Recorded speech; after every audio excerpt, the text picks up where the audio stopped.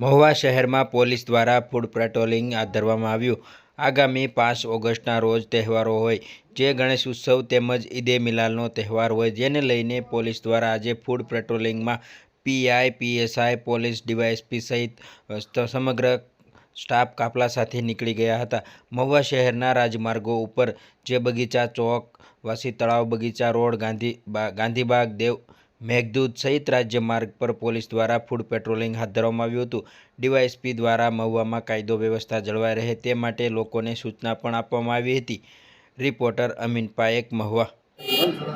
આગામી તારીખ 5 અને 6 ના રોજ જ્યારે ઈદે મિલાદ તેમજ ગણેશ વિસર્જનના ધાર્મિક પ્રસંગો યોજાનાર હોય તે અન્વયે આજરોજ મહુવા ટાઉનમાં પોલીસ સાથે ફૂડ પેટ્રોલિંગ કરવામાં આવ્યું તેમજ કાયદો અને વ્યવસ્થાની પરિસ્થિતિની સમીક્ષા કરવામાં આવી।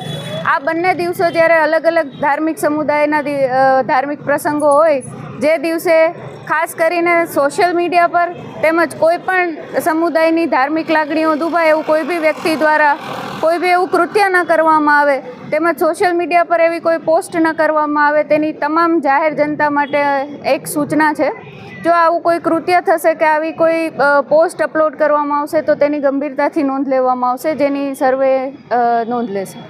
સાવધાની રૂપે આપણે શું જનતાને મેસેજ આપવામાં આવશે? સાવધાની રૂપે કે સ્પેશિયલી જ્યારે ગણેશ વિસર્જનનો બંદોબસ્ત છે, ગણેશ વિસર્જનના બંદોબસ્તમાં પોલીસને કોઓપરેશન આપજો। બંદોબસ્ત સમયે કાયદો અને વ્યવસ્થાની પરિસ્થિતિ જળવાઈ રહે તેનું તમામ પોલીસ તેમજ નાગરિકો જે સિટીઝન્સ છે તમામ સાથે મળી અને આ બાબતનું ધ્યાન રાખશે।